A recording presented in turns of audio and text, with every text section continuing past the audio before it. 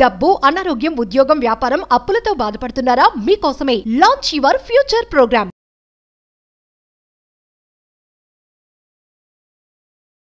నమస్తే, welcome to Suman TV. నేను మీ విష్ణు. ప్రస్తుతంతో పాటు certified financial planner Ram Prasad గారు ఉన్నారు. వారితో మాట్లాడదాం.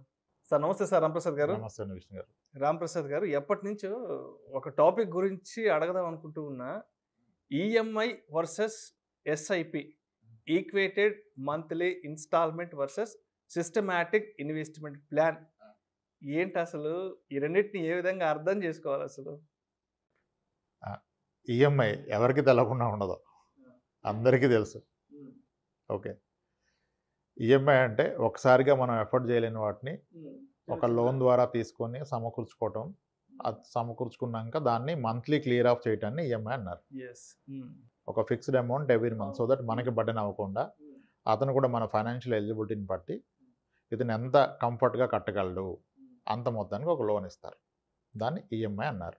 ఎస్ఐపి అంటే మంత్లీ ఇన్వెస్ట్మెంట్ చేయటాన్ని ఎస్ఐపి. సార్, అయితే ఈఎంఐ విషయానికి వస్తే అంటే ఒకేసారి పెద్ద అమౌంట్ కట్టుకోలేని వాళ్ళు అమౌంట్ని స్ప్లిట్ చేసుకొని నెల నెల ఎవరికి తగ్గట్టుగా వాళ్ళు కట్టుకోవడం ఈఎంఐ. ఇది మనకి బెనిఫిట్. అంటే పబ్లిక్కి, వినియోగదారులు అనేవాళ్ళు ఒక పెద్ద అమౌంట్ ఒకేసారి కట్టుకోలేక చిన్న మొత్తాల్లో కట్టుకుంటూ ఉంటాము నెలవారీగా. అవును. అదే దీనివల్ల వినియోగదారుడికి అయితే డైరెక్ట్ మనం బెనిఫిట్ ఉంటుంది. మరి బ్యాంకుకి ఏం బెనిఫిట్ ఉంటుంది మనకి ఈఎంఐ సదుపాయం కల్పించడం వల్ల? ఎస్, క్లియర్గా మనం చెప్పుకుందాం. అది మొదటిగా ఈఎంఐ అనే కాన్సెప్ట్ లేని పక్షంలో ఈరోజు మన లైఫ్ స్టైల్ ఇలా ఉండేది కాదు. ఈఎంఐ లేకపోతే, ఈఎంఐ అనే కాన్సెప్టే లేకపోతే ఈ ప్రపంచం ఇలా ఉండేది కాదు ఈరోజు. ఓకే, అంటే సంపాదించాక కొనుక్కుంటే అది కొనుక్కోవటం. ఈఎంఐ అంటే సంపాదన లేనప్పుడు సమకూర్చుకొని తర్వాత మీ సంపాదన దాన్ని కట్టడం ఈఎంఐ. కరెక్టే, అవును. ఓకే కదా, nothing wrong in having an EMI. EMI తీసుకోవడంలో ఎటువంటి తప్పు లేదు. మరి నా అవసరం ఉంది, అవసరానికి తగ్గ మనీ నా దగ్గర లేదు, కానీ నాకు అది నిత్యావసరం, ఇమ్మీడియట్గా అవసరం. అప్పుడు ఏం చేయాలి? ఇప్పుడు హెల్త్ కేర్కి కూడా డబ్బులు పెట్టలేని పక్షంలో క్రెడిట్ కార్డ్ స్వైప్ చేసి ఈఎంఐ చేసుకున్నారు కదా, ప్రాణాలు నిలుపుకున్నారు కదా. ఈఎంఐలో తప్పే ఉంది? ఆ క్షణంలో మన అవసరం అనేది ఫిల్ఫిల్ అయిపోయింది, తీర్చుకోగలిగాము. ఒక ప్రాణాన్ని నిలబెట్టింది కదా, అంతకంటే ఏం కాదు. ఉండడానికి ఇల్లు కావాలనుకున్నాం, ఈఎంఐలో తీసుకున్నాం, తప్పే ఉంది? ఎస్. ఇప్పుడు coming to me question, EMI వలన బ్యాంకర్కి లేదా ఇన్స్టిట్యూట్కి లాభం ఏంటండి?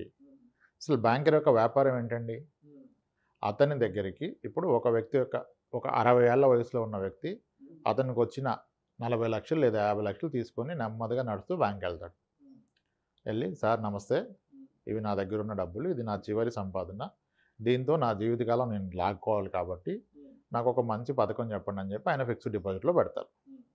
ఆయన ఫిక్స్డ్ డిపాజిట్ని 6%లో బ్యాంకర్ తీసుకున్నాడు. ఫిక్స్డ్ డిపాజిట్ అంటే దాని అర్థం ఏంటి? ఎటువంటి రిస్క్ లేకుండా గ్యారంటీగా నేను కమిట్ చేసిన 6% నెక్స్ట్ 10 ఇయర్స్ ఎవ్రీ మంత్ కానీ ఇయర్ కానీ ఆన్ డాట్ ఇస్తే అది ఫిక్స్డ్ డిపాజిట్, ఎటువంటి రిస్క్ లేని ప్రొడక్ట్.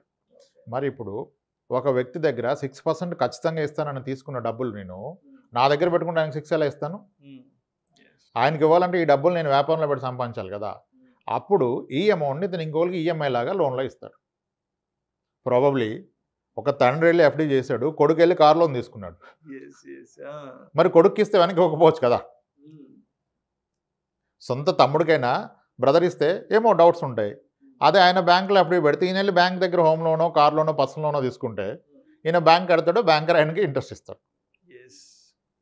టిపికల్గా పర్సనల్ లోన్స్ మరీ 1 lakh above take home salary 75,000 above ఉంటే 10.4% ఇస్తారు, కానీ తక్కువ సాలరీస్ ఉంటే 12.5, 13%కి ఇస్తారు పర్సనల్ లోన్స్.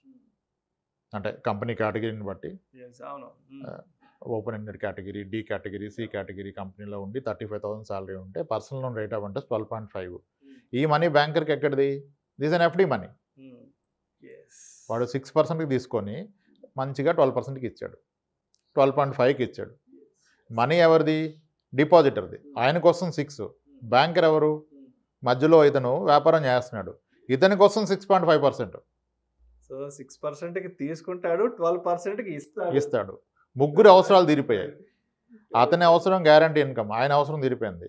ఈ బ్యాంకర్ అవసరం వచ్చి ఇంట్రెస్ట్, నెట్ ఇంట్రెస్ట్ మార్జిన్, నేను ఎంతకు తీసుకున్నాను ఎంతకి ఇచ్చాను, హైయెస్ట్ మార్జిన్ కావాలి ఆయనకి. ఈయన అవసరం తీరిపోయింది. ఇతను ఈఎంఐలో తీసుకున్న అతనికి ఆయన అవసరాలు వేరు కదా. ఆయనకి ఇల్లు కావాలి, కారు కావాలి, అది ఆయన అవసరం తీరిపోయింది. ఓకే, ఇలా ముగ్గురు అవసరాలు తీరిపోతాయి. కానీ దీంట్లో మేజర్ బెనిఫిట్ అయ్యేది ఎవరు? ముగ్గురు కావచ్చు ప్రాబబ్లీ, కానీ గ్యారంటీగా బెనిఫిట్ అయ్యేది బ్యాంకరే. దాంట్లో మాత్రం అస్సలు అందుకనే ఇప్పుడు మీరు ఫైనాన్షియల్ ఇన్స్టిట్యూట్స్ని రివ్యూ చేస్తున్నప్పుడు, అనాలిసిస్ చేస్తున్నప్పుడు ద ప్రైమ్ పారామీటర్ ఏంటంటే నెట్ ఇంట్రెస్ట్ మార్జిన్ ఎంత. ప్రాబబ్లీ బజాజ్ ఫిన్సర్వ్ ఎందుకు బాగా స్టాక్ పెరుగుతుందంటే ఈ operates at a very high net interest margin and lowest NPAs. And when it comes to loan book size, వాళ్ళ ఓవరాల్ లోన్ బుక్ సైజులో retail book size ఎక్కువ ఉంటుంది. Actual retailers తక్కువ చేస్తారు ఎన్పిఎస్, కార్పొరేట్ చేసేంత డిఫాల్ట్ రిటైలర్స్ చేయరు. దీన్ని తీసుకున్న 50,000 రూపాయల లోన్కి చాలా డిసిప్లిన్గా ముందు తిన్నా తినకపోయినా ఈఎంఐ కడతారు. ఎందుకంటే ఇది అయిపోతే మళ్ళీ ఇంకో లోన్ తీసుకోవాలి కదా. ఈఎంఐ అంత బాగా అయిపోయింది.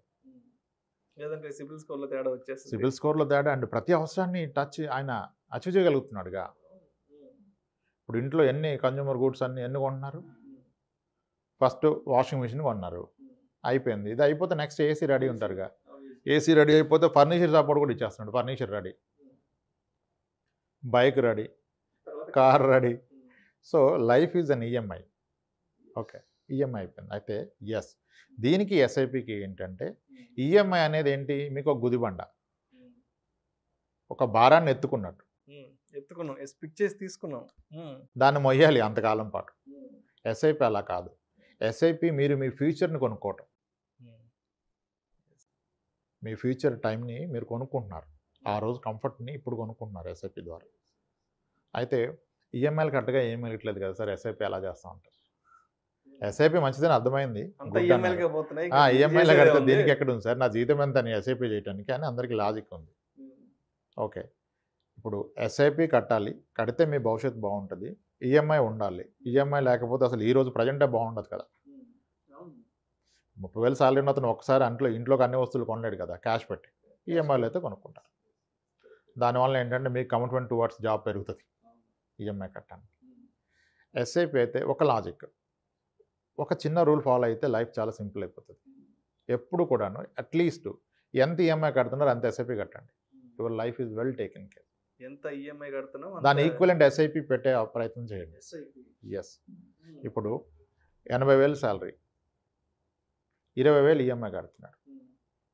వాట్ ఎవర్, అది హోమ్ లోన్ కావచ్చు, కార్ లోన్ కావచ్చు, ఏదైనా కన్జ్యూమర్ లోన్ కావచ్చు. ఆ వ్యక్తి కనుక ఒక 20,000 ఎస్ఐపి కూడా చేశాడు అనుకోండి, ఎగ్జాంపుల్ అనుకుందాం. ఒక 5 ఏళ్ల పాటు రెండు నడిచాయి. అటు ఈఎంఐ నడిచింది, కానీ ఈఎంఐని ఎప్పుడు డ్రాప్ చేయరు. ఒకటి అయిపోతే మళ్ళీ ఇంకోటి దాంట్లో మొదలు పెడతారు. ఒక్కసారి లైఫ్లో ఈఎంఐ స్టార్ట్ అయితే లైఫ్ లాంగ్ అది ఈఎంఐ ఉండిపోతుంది. అంటే అవసరాలు, ఫ్యామిలీ అవసరాల పరంగా. దాన్ని ఈక్వలెంట్ మీరు ఎస్ఐపి కూడా పెట్టారనుకోండి, considering is a private sector employee. 5 ఏళ్ల పాటు ఈఎంఐ నడిచింది, ఎస్ఐపి నడిచింది. ఈఎంఐలో 2-3 వస్తువులు కొనుక్కున్నాడు, కానీ 20,000 ఎప్పుడు పెట్టుకున్నాడు? 20,000 ఎస్ఐపి పెట్టుకున్నాడు. 20,000 ఎస్ఐపి అంటే సంవత్సరానికి ఏదైనా కట్టేది 2,40,000. 5 ఏళ్ల పాటు పెడితే 5 × 2,40,000, ఇంచుమించుగా ఒక 12 లక్షలు అనుకోండి. 12 లక్షలు నేను ఎస్ఐపిలో పెట్టాడు. అంతా బాగుండి మార్కెట్ అనుకూలంగా ఉండి బాగా నడిచింది అనుకోండి, 15% మాట్లాడుతున్నారుగా సిఏజిఆర్. ఆ 15 వస్తే మీరు పెట్టిన 12 లక్షలు కాస్త ఇంచుమించుగా 18 లక్షలు అవుతుంది ఆ రోజుకి. సరే 12 వచ్చింది అనుకోండి, 16 లక్షలు అవుతుంది. లేదు మార్కెట్ క్రాష్ అయిపోయింది అనుకోండి, మీరు పెట్టిందే ఉంటుంది. లేదా పెట్టిందానికి 1 లక్ష తక్కువ ఉందనుకోండి, ఏం చేస్తాం మరి? సబ్ప్రైమ్ ఇష్యూ లాంటి ఇష్యూలు వస్తాయి. ఉంది, ఆ రోజు మీ జాబ్ కోల్పోయారు, ఈ వ్యక్తి జాబ్ కోల్పోయాడు. మరి ఈఎంఐ కట్టకపోతే సిబిల్ పోతుంది. మీ కారు ఉంటే కారు లాక్కెళ్ళిపోతాడు బ్యాంకర్, ఇల్లు ఉంటే నోటీస్ ఇచ్చేస్తాడు. 2 మంత్స్ కట్టకపోతే 3rd మంత్ నోటీస్ వచ్చేస్తుంది. మరి ఆ టైంలో మీ మ్యూచువల్ ఫండ్లో కనుక ఒక 10 లక్షలు ఉంటే దీన్ని ఆపేసి, ఎస్ఐపిని ఆపేసి, ఇక్కడున్న 10 లక్షల నుంచి నెలవారీ ఒక 60,000 తీసుకోగలరు కదా మీరు. ఒక 4 ఏళ్ళు 5 ఏళ్ల పాటు మీరు, లేదు ఒక 2 ఏళ్ల పాటు ధైర్యంగా సాగించగలరు కదా మీ జీవితాన్ని. సో కాబట్టి ఈఎంఐ పెట్టుకోండి, వీఆర్ నాట్ అగెన్స్ట్ ఈఎంఐ. అవకాశం ఉంటే ఈఎంఐకి ఈక్వలెంట్ ఎస్ఐపి పెడితే, దో మీరు ప్రైవేట్ సెక్టార్ ఉన్నా ఏ రోజు మీరు ధైర్యంగా ప్రశాంతంగా పడుకోవచ్చు. మీ అకౌంట్లో ఉన్నట్టే కదా, కాస్త ఎక్కువ తక్కువ గ్యారంటీ రిటర్న్ ఎక్కడ చెప్పట్లా, బట్ అందుబాటులో ఉండాలి కదా. ఎస్, అలా ప్లాన్ చేసుకోవాలి. ఈక్వల్ టు మీ ఈఎంఐ, ఆ ఎస్ఐపి చేస్తే your very well planner, financial plan చేసుకున్నట్టే మీరు. Yes sir. Thank you sir, thank you so much Ramprasad garu. ఈఎంఐకి అదేవిధంగా ఎస్ఐపికి ఉన్న డిఫరెన్స్ గురించి మన ప్రేక్షకులకు చాలా డీటెయిల్డ్గా ఎక్స్ప్లెయిన్ చేశారు sir. Thank you so much sir. Thanks అండి. ఇలాంటి మరిన్ని ఇంట్రెస్టింగ్ వీడియోస్ వాల్యుబుల్ ఇన్ఫర్మేషన్ కోసం వెంటనే మా ఛానల్ను సబ్స్క్రైబ్ చేయండి, లైక్ చేయండి, షేర్ చేయండి. అదేవిధంగా మీ అభిప్రాయాలను వీడియోస్ కింద కామెంట్స్ రూపంలో మాకు తెలియచేయండి. This is Vishnu signing off.